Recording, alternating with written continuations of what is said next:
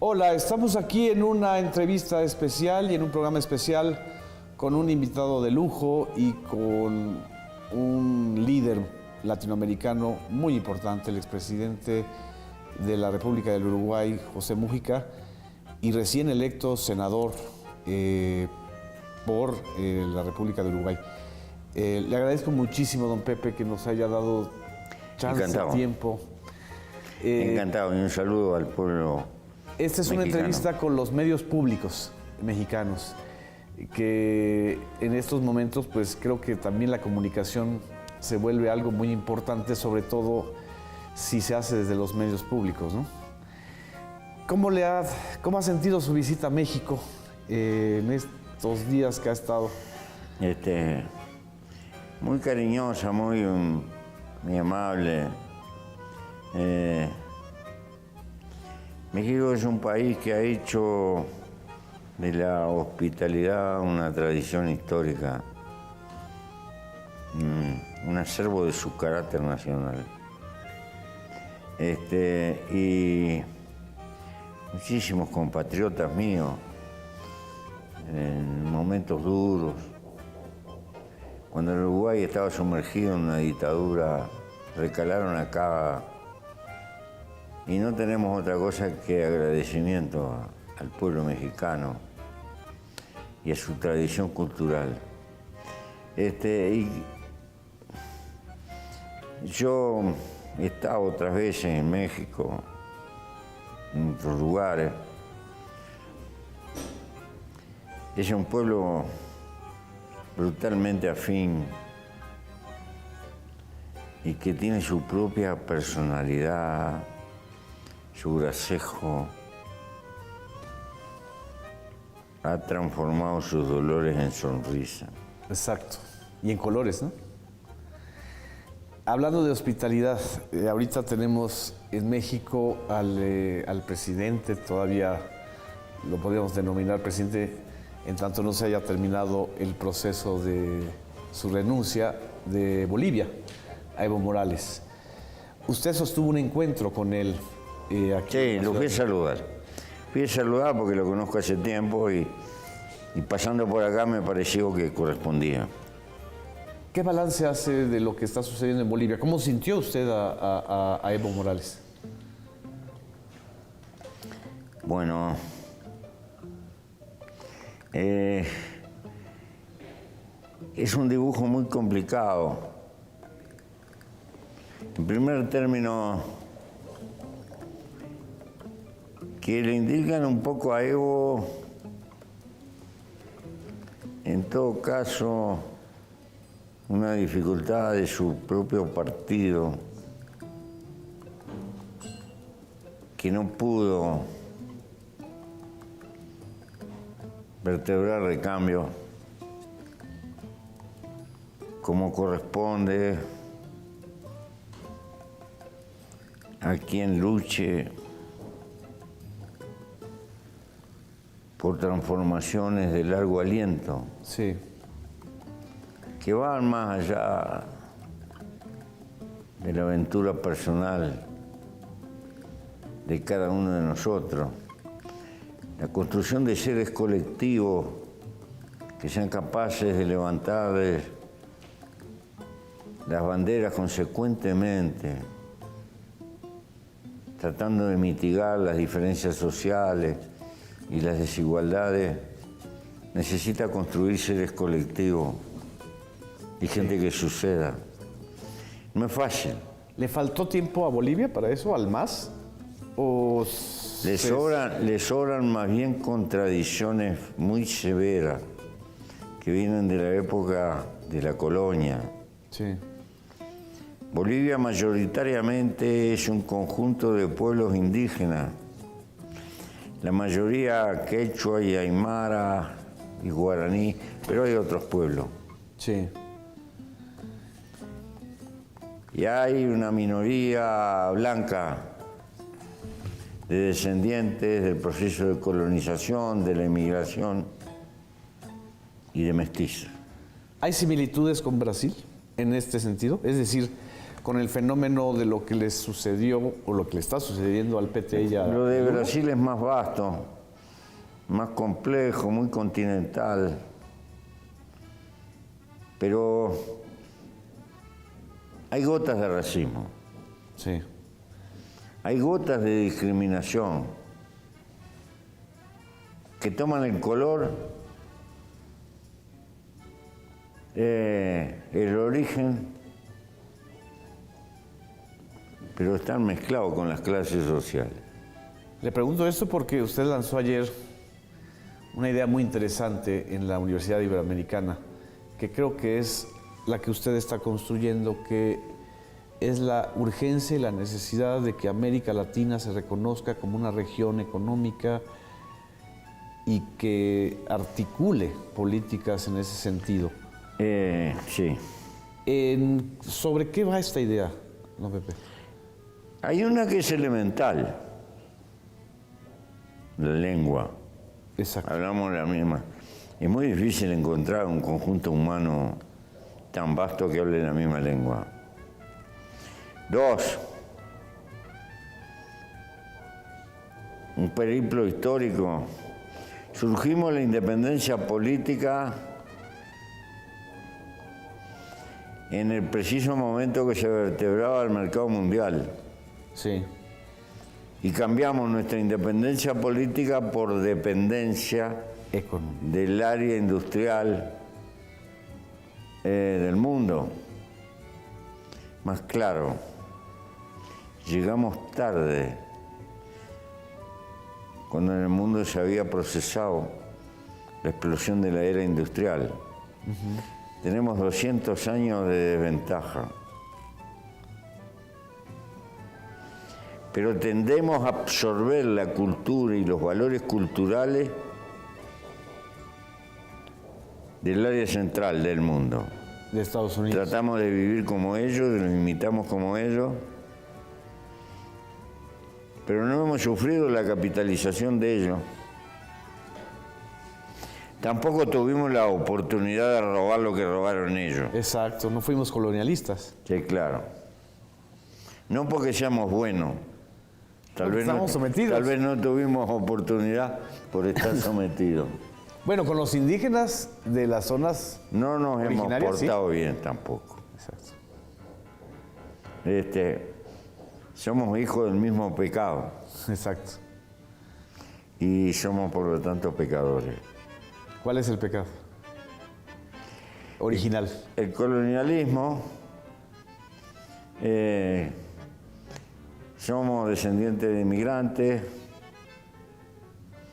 nos dicen nuestros apellidos, nuestra tez, pero caímos como un vendaval, nuestros antepasados, sobre los pueblos primitivos, que tampoco eran angelitos, Claro, eran imperios también. eran imperios que habían sometido a otros. Exacto. ¿Ah? Bueno, Pero habla usted de estas dos características. ¿Hay alguna otra importante que nos es lo que permita- más importa al mundo al que vamos. El mundo en el cual yo no voy a vivir, pero los jóvenes que están saliendo del cascarón, sí. Un mundo que inapelablemente va hacia una globalización, Sí, a los tumbos, con contradicciones. Un mundo de 2 idiomas, de dos. sí, casi seguro.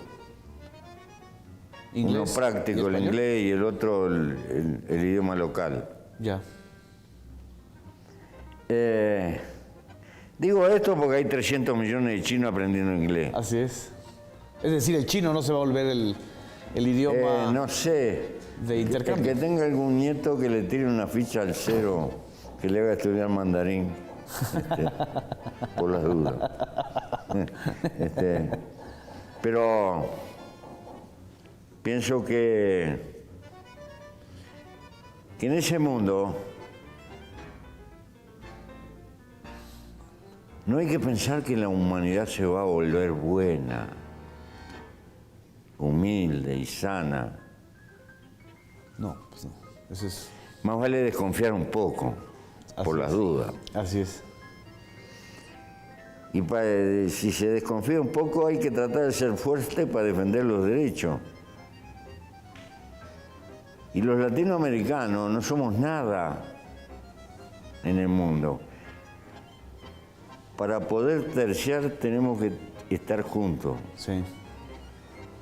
Este es el problema. En la época de Bolívar y de los libertadores pudo haber otro sueño. Sí. Ahora lo que más nos tiene que identificar es el susto. No el sueño, sino el susto. El susto. Porque Europa los tumbó Así es. con toda su historia de guerra, de naciones, de lenguas distintas, De imperios. de tajos religiosos, de todo. A la salida de la Segunda Guerra Mundial miró hacia un lado y estaba la Unión Soviética, sobre la base del viejo imperio de Iván, y al otro lado estaba Estados Unidos. Y aquellos políticos conservadores, como Adenauer, como De Gaulle, se dieron cuenta que tenían que deponer la rivalidad histórica y luchar por juntarse, porque si no... Y dieron un ejemplo histórico del camino a seguir. Europa. ¿Sí? ¿Y ahora? Nosotros tenemos que decir, ahora tienen lío. Claro. Tienen Brexit, tienen... Sí, tienen lío, pero van a seguir. Y nosotros tenemos que aprender de eso. Como si estuviéramos saliendo de una Segunda Guerra. ¿Es equivalente? Si nosotros queremos equilibrar la prepotencia, a veces ofensiva y dolorosa, de Estados Unidos, China, que está emergiendo como futura primera potencia mundial, Así es. que no son carmelitas descalzas, ¿verdad? ¿Es capitalismo de Estado? Bueno, etcétera. Tenemos un desafío. Yo no sé si lo logramos.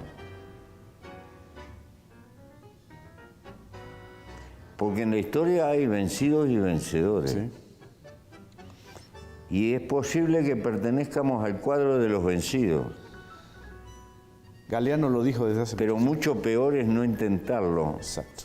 Porque uno puede estar vencido por una razón de fuerza que le imponen. Y puede estar vencido porque decide entregarse. No quiero pertenecer al rebaño de los que se entregan. Así es. Ahora, las derechas latinoamericanas tenían ese proyecto, don Pepe. Es decir, yo no el quiero- neoliberalismo que empezó en Yo no quiero dividir... Chile, ¿no? Porque hemos tenido una mitología. Si voy a esperar de que todos piensemos lo mismo y esto y lo otro, Ya. la utopía se transforma en ucronismo. Ya. Hay que tratar de luchar por acercarnos con lo que hay.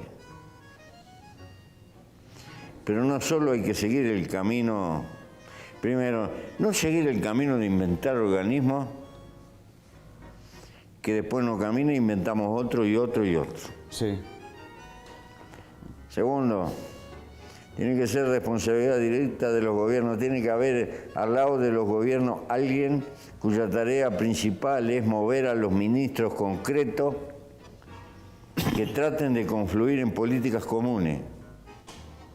Los ministros de Economía tienen que discutir cómo van acercando las políticas fiscales, cómo van acercando las políticas arancelarias y así sucesivamente. Sin distinción de partido o de ideología. No, porque si no en el año del golero nos vamos a juntar. Claro. Claro.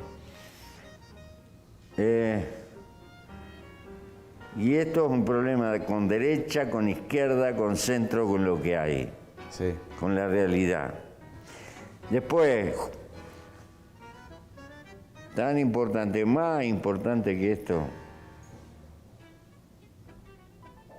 es tener diplomacia universitaria, juntar en todo lo posible las universidades públicas.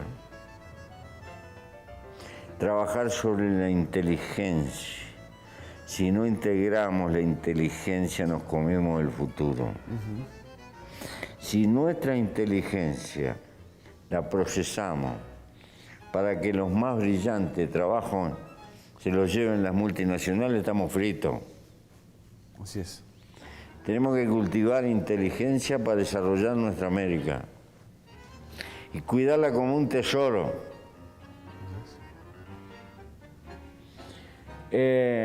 Porque si no se integra la cabeza, no se va a integrar el cuerpo. Porque hemos trabajado en la integración con un criterio fenicio, te vendo tanto y tú me vendes tanto. ¿Quién dijo que los negocios van a asegurar? Los negocios son importantes, pero más importante es la necesidad política priorizada en el horizonte para defendernos como sociedad. Sí. La política tiene que determinar los pasos que tiene que dar la economía y todo lo demás. Pero bueno, no es sencillo. Habló usted justamente de este tema que es complejo y que lo veo que lo tiene, que le está dando vueltas y lo está articulando con el presidente mexicano, Andrés Manuel López Obrador, sobre este tema. No, hablé de algunas cosas. Hablé de algo emparentado con esto. Ok. Que se está procesando en la época contemporánea. Y es este hecho, mientras que el patrimonio promedio de los estados, de las naciones, puede crecer a un 2, promedio, dije. Sí. En todo promedio los peticios se ahogan. Exacto. Sí, algunos crecen al 5%, otros al 3% y algunos decrecen. Así es. Ahí andaremos creciendo un 2%, más o menos a nivel del mundo. Sin embargo, el patrimonio de las corporaciones internacionales está creciendo arriba del 15%. Así es, así es. Crecen más que el Estado. Si prolongamos estas dos cosas, si hacemos un análisis de prospectiva, tenemos que hacer nuestra pregunta: ¿a dónde vamos? ¿Vamos a terminar todos trabajando para las transnacionales?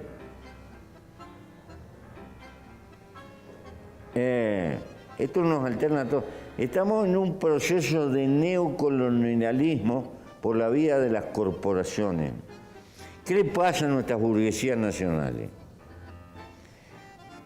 ¿Cómo proceden las corporaciones? Tienen staff de dirección altamente capacitados, tecnológicos, miran el mapa del mundo y se meten en los rincones más promisorios, eligen. Así es.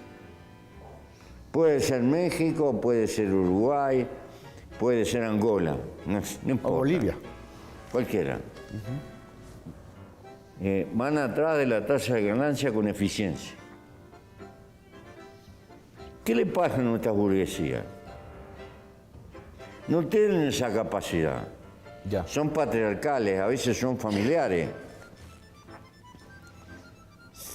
De todo el pastel más positivo, van quedando acorraladas porque las corporaciones le quitan la participación en el pastel. Y entonces, o se asocian, son accionistas. Así es. Pero no son otra cosa que cola de león, en el mejor de los casos. Nunca son cabeza. O se refugian en el rentismo, compran un pedazo de tierra o apartamento, los arriendan y no se complican con la aventura de fundar empresas y gestionar. O dependen de la corrupción del Estado, que también, o sea, se vuelven el extractivismo para ser contratistas de un Estado. En parte también juegan eso, pero ahí las corporaciones los van a ir desplazando. Es una cuestión de tiempo. Entonces, yo no digo que estos fenómenos sean automáticos, pero que son evidentes y que cada vez se afirman más. Esto nos obliga a lo siguiente. Es probable que los estados tengan que cambiar de política y tengan que transformarse en agentes inversores. Así es. Socios de capital privado. El capital privado nacional debe dirigir, arriesgar con el Estado como espalda y el Estado sacar beneficios de ahí. O sea, el Estado como garante de eso. Porque el Estado se le puede criticar de que es mal gestor, pero es para dar seguridad. Así es. Es bueno tener el Estado de socio, no que dirija, porque si dirige ya pasan cosas que ustedes conocen. Así es. Pero eso lo inventamos nosotros, no, es lo que están haciendo los chinos, mijo. Claro, Miremos, claro, claro. sinceramente, con una filosofía distinta, porque se nos vienen encima problemas que yo no lo voy a vivir, pero los jóvenes lo van a vivir. Cada vez tenemos más cantidad de viejos. ¿Con qué se le va a pagar la seguridad social? ¿Por la vía fiscal? No. El Estado tiene que tener ganancias, tiene que tener compañías que estén trabajando, que produzcan ganancias para atender a los viejos. Y si no, los viejos van a quedar colgados. Porque cada vez vamos a tener más viejos, porque vivimos más. Claro. Y tenemos menos nacimientos, porque la clase media tiene menos hijos. ¿Qué me cuenta? Que es el problema europeo también. O sea, ya vivimos problemas europeos también. Problema europeo, problema del mundo que viene. Sí. Cuanto eleve un poco el nivel de vida, una sociedad tiene menos hijos. Los hijos son el desafío y la bendición de los pobres. Exacto. En cuanto abandone un poco la pobreza, tiene menos natalidad. Es casi matemática. Bueno, Y frente a eso, don Pepe, esto que ha estado sucediendo, por ejemplo, en Chile con los jóvenes estudiantes, en Colombia ahora con los sindicatos, esta ola de movilizaciones... en Chile nunca debemos de olvidarnos que el primer modelo crudamente neoliberal que se aplicó en América fue en Chile. Y lo hizo en tiempo de Pinochet. Porque hay una gran diferencia entre el viejo liberalismo y el neoliberalismo. El viejo liberalismo no es solo una posición económica, es una filosofía además global de la vida, de la tolerancia, de la libertad, de la convivencia. El viejo liberalismo tiende a no comulgar con la dictadura y con el aplastamiento. El neoliberalismo transforma y es un recetario econometrista. Se preocupa de la economía y del mercado. No tiene problema de valerse de una dictadura o de cualquier cosa para imponerse. No hace distingo moral o ético. Hace decisión. Por eso utilizó a Pinochet para instalarse en América. Y tuvo un éxito formidable, total. Transformó el mercado todo. La salud es mercado. ¿La educación? La educación es mercado. El agua que se toma en la parte seca también es mercado. Transporte. El transporte es mercado. Las jubilaciones, mercado. Todo mercado. No construyó bienes públicos. ¿Qué son los bienes públicos? Son esas cosas que vos no te das cuenta, que te parece que caen del cielo, pero no caen del cielo. Que el Estado saca de algún lugar donde hay mucho y tapa agujeros para mitigar las diferencias sociales. La salud, porque si no tenés plata en el mercado, no te va a arreglar la salud y vas a quedar tirado en una zanja. Así es. Entonces, la construcción de bienes públicos obliga a las pensiones, la pensión a la vejez, todo ese tipo de cosas. Siempre van a estar los que dicen, le dan plata a los atorrantes que no quieren trabajar. Exacto. Bueno, esa discusión va a ser inevitable. Pero hay que mitigar las desigualdades que hay en la sociedad. En Chile no existe eso. Entonces, la enseñanza es paga. Ah, sí, Macanú. Bueno, es paga. Los bancos te adelantan. Estás haciendo la carrera. Te recibí de dentista. 20 años pagando. Y trabajarás 30. es brava la cosa, ¿no? Así es, así es. Entonces, produce esta cosa, los macronúmeros, los economistas, qué bien que anda Chile, pero no. Sí, pero la gente patea. Así es. Porque no alcanza con los números, hay que hablar con la gente cómo anda. Bueno, este es un caso extremo. Y es lo que se está viviendo ahora, es la crisis de ese modelo. Claro, es la falta de bienes públicos. Porque eso te lleva a una concentración de la riqueza, que además se transforma en ofensiva. Y como ha habido cierto grado de desarrollo, empieza a pasar una cosa. La pobreza absoluta se va transformando en lo que se llama la pobreza relativa. Ya. Que ya no sos tan pobre, pero seguís siendo pobre. Pero perdiste una cosa que tienen los pobres, la resignación. Claro. Y querés más, y más. En mi país hay un viejo dicho, el piojo resucitado es el que pica más fuerte.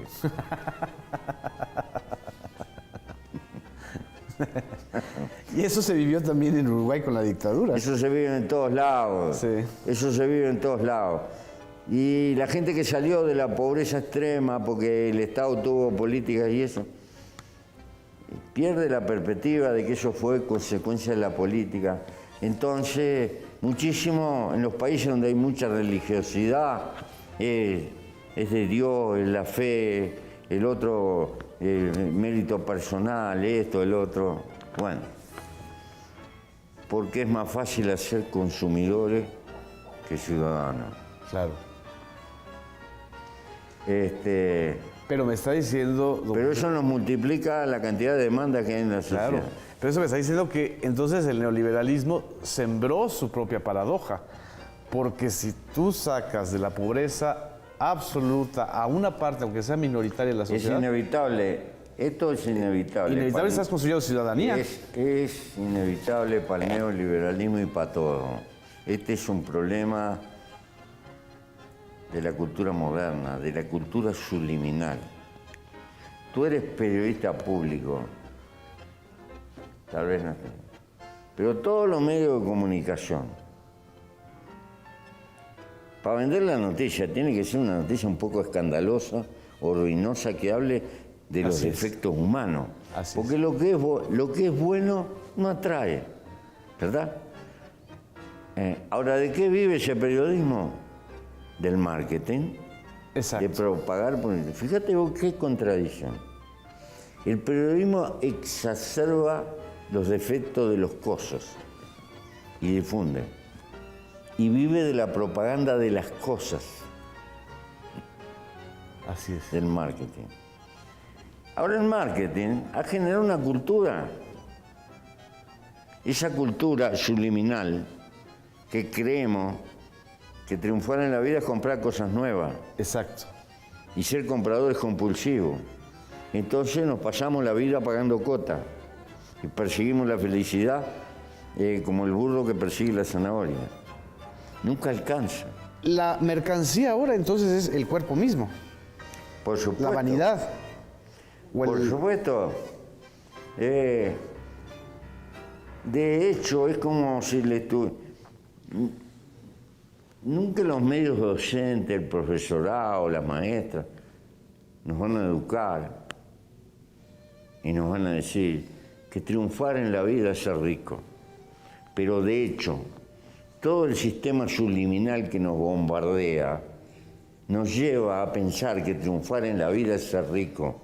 Después nos asustamos de la corrupción, del narcotráfico, pero le estamos diciendo a los muchachos locos, a un gurí que está saliendo del cascarón, le presentamos el Mercedes-Benz con una rubia fenomenal al lado. No tiene nada que ver la rubia con el Mercedes-Benz, pero es una técnica de marketing para que el tipo se enganche de que para tener una mujer bonita tiene que tener un auto de eso, ¿no? Y entonces el tipo está como la gata de Tobita mirando la fiambrera, lambiéndose y confunde ser con tener. Entonces eso crece una ansiedad. Estamos educando a la gente en un inconformismo y en una ansiedad, porque nunca alcanza. Esto no es una definición mía, hay que leer a Séneca, un estoico, un contemporáneo de Cristo. Pobre el que precisa mucho. Si vos multiplicás la cantidad de necesidades que tenés, está frito. Chao. Así es. Porque no te va a alcanzar con nada. Pues no necesitamos un nuevo humanismo. No tenés tiempo para atender. La felicidad te está rodeando, está al lado. La felicidad está en los afectos, tiempo para tu familia, para tus hijos, para tu querer, para esas cosas que es lo único que te lleva. Pero como estás desesperado, me dicen, él ha tenido, los obreros de mi país de la salud consiguieron las 6 horas de trabajo. Macanudo. ¿Qué hicieron? Se consiguieron 2 trabajos. Trabajan más que antes. ¿Te das cuenta? Así es. Con lo cual tenés menos tiempo para tu familia, para tus hijos, para tus amigos, y así sucesivamente. Transformamos el tiempo de la vida en mercancía. Porque no compramos con plata, compramos con el tiempo de nuestra vida que gastamos para tener la plata. Pero no podés ir a un supermercado a comprar años de vida. La vida se te está yendo. Y perdemos ese sentido de cosas. Trabajar hay que trabajar. Y el que no trabaja está viviendo a costilla de algunos que trabajan. Pero la vida no es solo trabajar. Claro. En la vida hay que dejarle tiempo a los afectos en todas las etapas de la vida. En la edad juvenil el amor es volcánico, también precisa tiempo. En la edad de los viejos el amor es una dulce costumbre, es un compañerismo. Estar con viejos jugando a las cartas, aunque sea, en un boliche tomando una copa, es un afecto, es una forma, bueno, no todo en la vida tiene que ser negocio y que me da...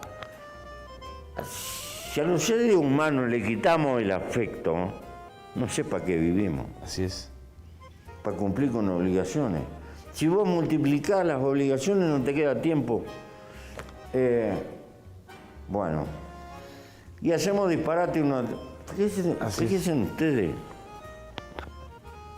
Como nadie pensó en la felicidad humana, la ciudad, ¿quién la construye? El interés inmobiliario. Entonces no vieron que un monstruo como este que hicieron, Ciudad de México, hay gente que demora 3-4 horas por día para ir a trabajar. ¿Quién puede ser feliz así? ¿No ve que es una esclavitud? Se podrían haber hecho ciudades más chicas que se comuniquen con un tren. No hay necesidad de hacer un monstruo y después cogería por abajo y hacer puente por arriba para que venga todo caro, todo difícil. Pero es que esa es la idea. Porque nadie pensó en la felicidad, pensó en el negocio. Claro.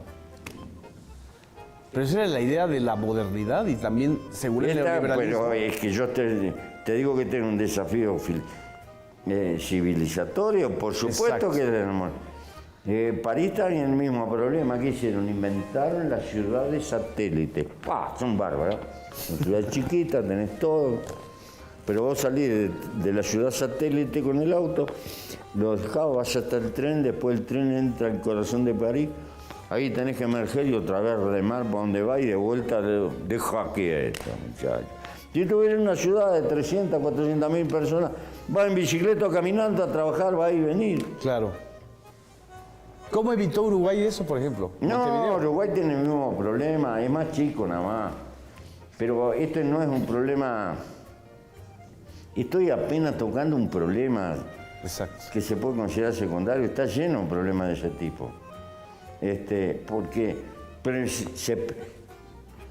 lo fundamental es el mercado y el negocio. ¿Cómo le va a la gente? No, eso no. Y yo creo que al lado del PBI hay que poner si la gente vive más feliz o no. Porque hay síntomas. La cantidad de ansiolítico que se toma. Pastilla para dormir. Los psicólogos, Precisamos taller para el valero. De los pocos indígenas que quedan por ahí, en la selva, no tienen problemas ni para dormir, ni psicólogos, ni nada de eso. Problemas si encuentran un capincho para comer o no. Claro. Y caminan. Algo anda mal. Claro. Ahora, todo el esfuerzo debería de centrarse de favorecer la vida humana en todos sus equilibrios.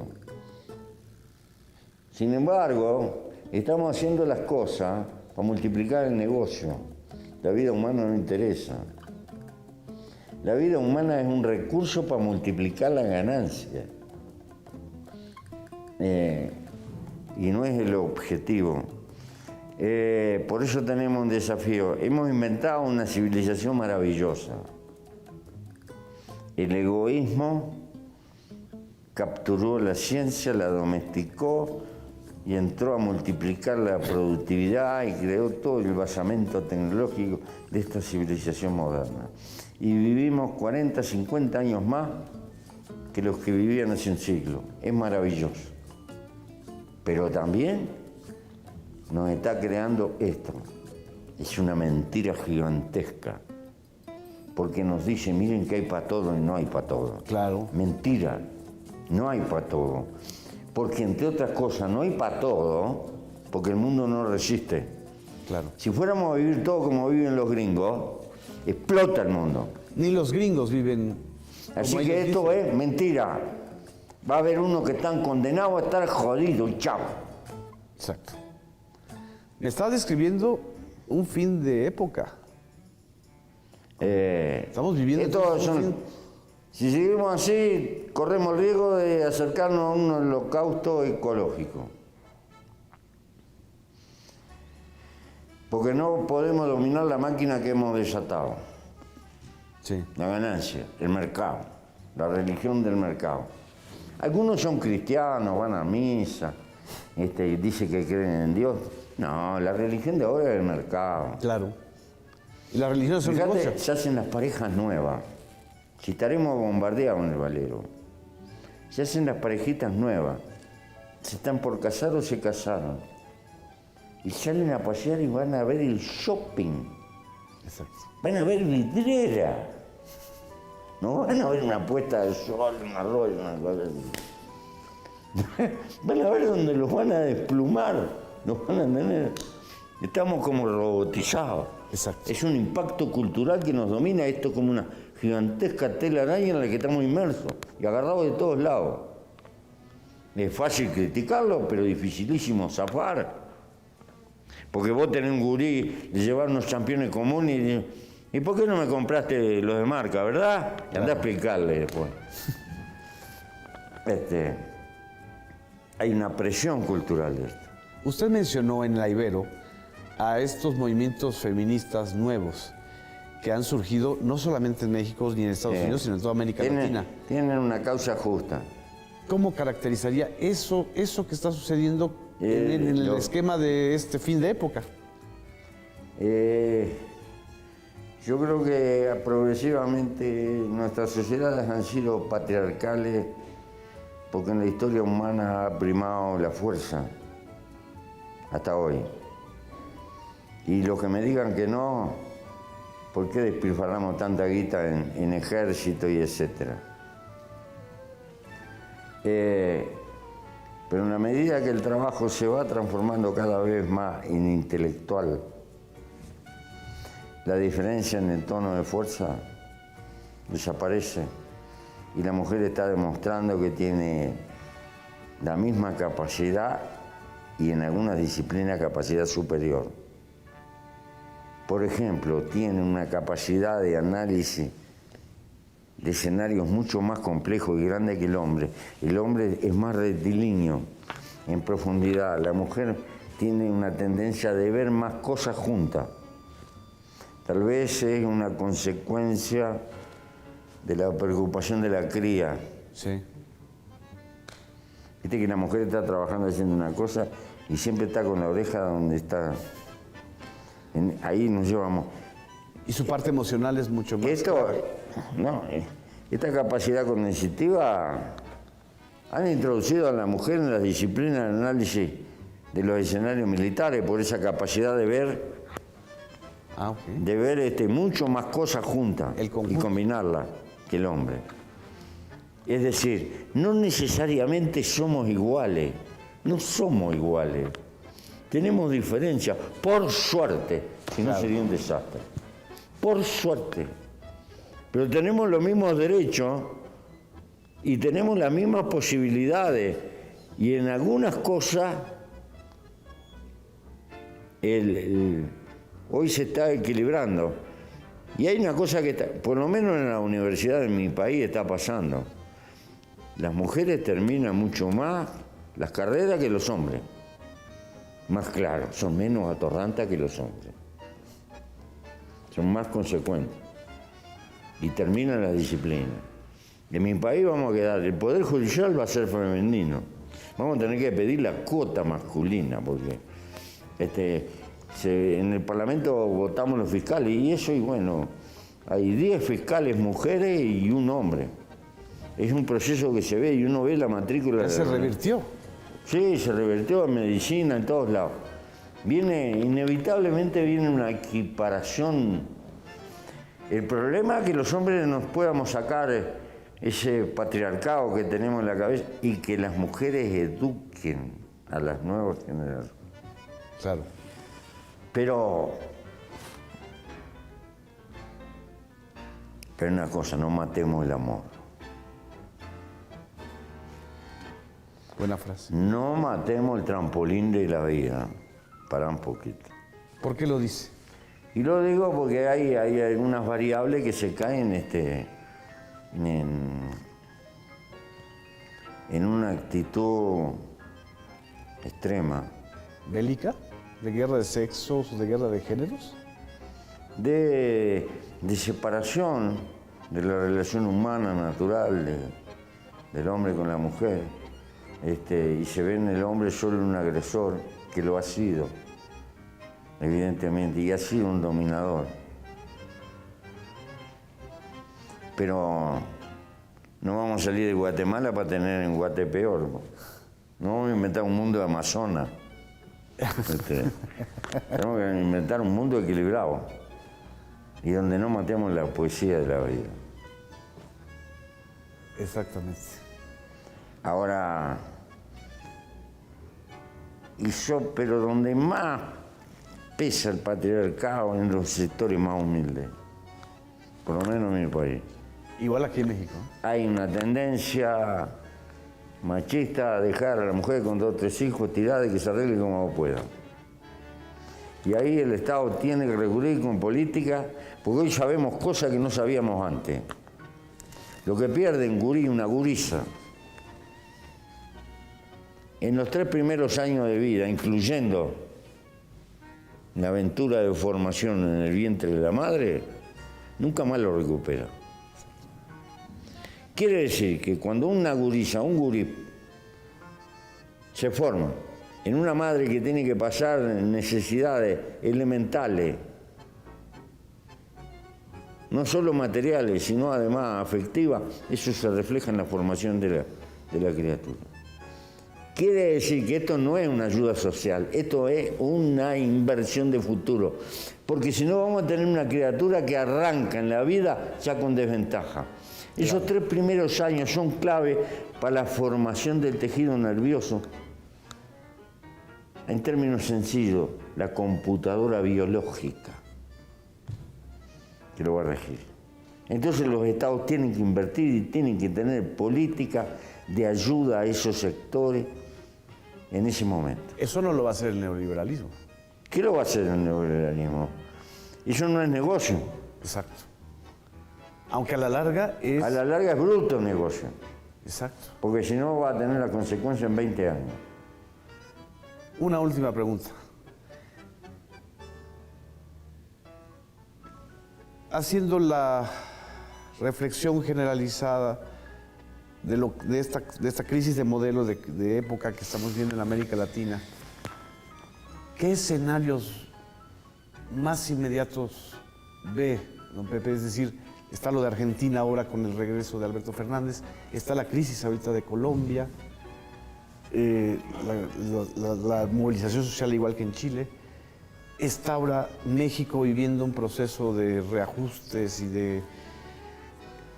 ¿Qué significa todo este jaleo que está pasando? Estamos en una época de mucho cambio acelerado. La globalización incide por todas partes, para bien y para mal. Y hemos entrado en una civilización nueva, la civilización digital. Y nuestras masas suelen parecer un mono con una ametralladora, porque tienen un instrumento maravilloso. Un muchacho anda con una universidad en el bolsillo si la sabe consultar. Claro. Pero él no está a la altura de la herramienta que tiene y la usa para el carajo. Y la transforma en una cueva de chisme y se cree cualquier pelotazo y tira pelotazo. Entonces la herramienta es maravillosa, pero nosotros no estamos a la altura promedial de la herramienta. Y nos está creando problemas. Por eso estamos en una época, yo creo que la formación terciaria se va a ir masificando. Inevitablemente, lo que llamábamos trabajadores antiproletariados lo va a constituir los muchachos que están entrando a las universidades hoy. Pero eso no es consecuencia de la bondad, ni de las políticas educativas de los gobiernos. Eso es una necesidad del desarrollo tecnológico y de la economía contemporánea que lo va imponiendo, te guste o no te guste. Será por vía privada, será por vía mixta, será por lo que sea. Ahora bien, pero si seguimos enganchados con este modelo civilizatorio,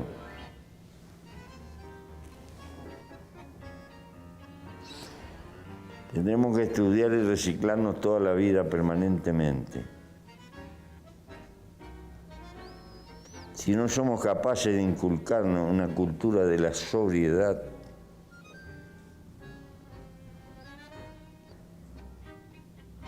de cambiar los parámetros industriales, de que cuando pensamos un producto estemos pensando en cómo se recicla y esté incluyendo el negocio parte del costo, y que el reciclamiento no sea una actividad de pobre gente condenada a la pobreza, sino una actividad próspera empresarial. Pero todo eso tiene que estar pensado con antelación. Pero si esas medidas no son globales y no van a ser globales, no podemos competir porque el otro va a producir más barato. Entonces estamos dentro de una trampa. Exacto. Sabemos lo que tenemos que hacer, pero no lo podemos hacer. Así que mi mensaje es de lucha. De lucha. Por un mundo mejor. Pero no es sencillo. Queda un espacio siempre. Y que no te agarre la bobería y te lleve del hocico. Que seas capaz de mantener tu vida, que tengas unas horas para trabajar, pero te reserves unas horas para vivir. No será la causa liberación de los pueblos tocar el cielo con la mano, pero ayudarte a salvar tú y los que te rodean, de no entrar en esa locura que tengo una moto 125, pero quiero una 250.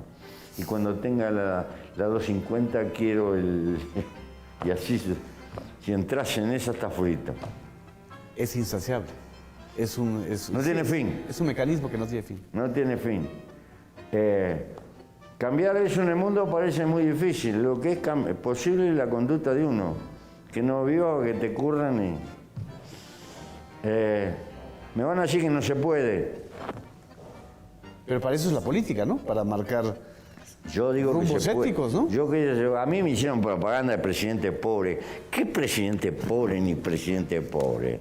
Presidente rico, porque tengo una casa en la que puedo vivir, no preciso más, no preciso sirvienta, tengo lo necesario, no paso hambre, no paso frío, tengo los problemas básicos resueltos y no me complico la vida. Claro. Y si tengo que tener sirvienta y esto y el otro, yo soy viejo, tengo que orinar 3, 4 veces en noche, ya no me puedo levantar, me tengo que poner una bata porque tengo sirvienta. Me complico la vida inútilmente. Claro. No, en la sencillez y en la sobriedad hay libertad. ¿Cuándo eres libre? Eres libre cuando gastas tiempo de tu vida en las cosas que a ti te gustan, sin joder a otro. De repente a ti te tienes la manía que te gusta pescar, andar colando agua, bueno, está. Al otro jugar al fútbol, lo que fuera. Esas cosas que te gustan, que no dan plata, pero son... Hay que tener tiempo para eso. Ahora, si te complicás la vida... he visto gente que tiene... Después tiene que poner mayordomo, tiene que preocupar. Guaruras. Tiene mucho. Tiene... cuidar al otro para que no lo roben, ni dale. Deja quieto. Exacto. Muchas gracias, don Pepe. Muchas gracias. Es un lujo tener aquí a don José Múgica y creo que esta ha sido una charla que es el inicio y espero ser el inicio de muchas con los medios públicos mexicanos. Muchas gracias.